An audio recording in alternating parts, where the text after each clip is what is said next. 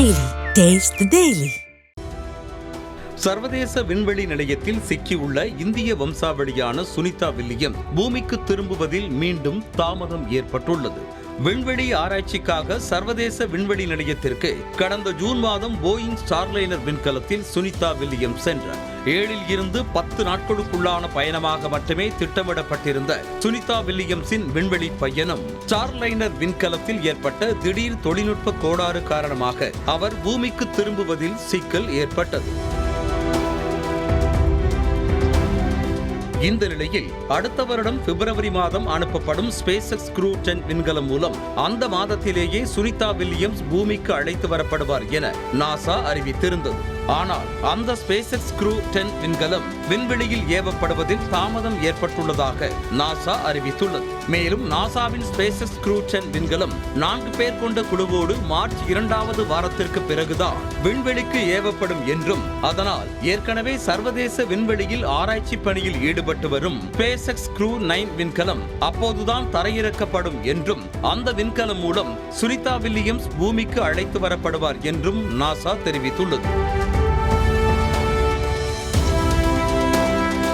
இதன் காரணமாக சுனிதா வில்லியம்ஸ் பூமிக்கு மார்ச் அல்லது ஏப்ரல் மாதத்தில்தான் திரும்புவார் என்று நாசா தெரிவித்துள்ளது. சர்வதேச விண்வெளி நிலையத்திலேயே சுனிதா வில்லியம்ஸ் தங்கியிருப்பதால் அவருடைய உடல்நிலை குறித்தான கவலைகள் அவ்வப்போது தெரிவிக்கப்பட்டு வந்தன. ஆனால் நாசா அதை முழுமையாக மறுத்த நிலையில் அவர்களுக்கு தேவையான உணவு, தண்ணீர், ஆக்சிஜன் உள்ளிட்டவை போதுமான அளவு சர்வதேச விண்வெளி நிலையத்தில் இருப்பதாகவும், உடல் நலத்தை மேம்படுத்திக் கொள்ள சில உடற்பயிற்சிகளை விண்வெளியிலே சுனிதா வில்லியம்ஸ் மேற்கொண்டு வருவதாகவும், அதனால் அவருடைய உடல்நிலையில் எந்த பாதிப்பும் இல்லை என்றும் நாசா தெரிவித்துள்ளது.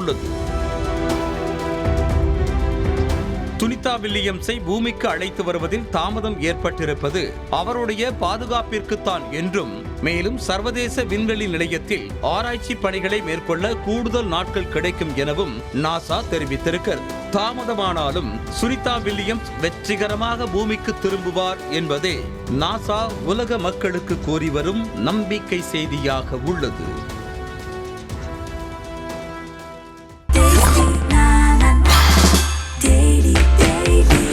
Taste Daily. Taste the Daily.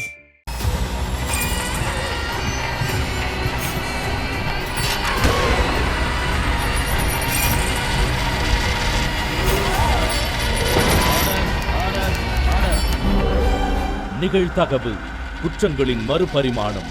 நாள்தோறும் இரவு 10 மணிக்கு இணைந்திருங்கள் நமது நியூஸ் தமிழ் தொலைக்காட்சியோடு.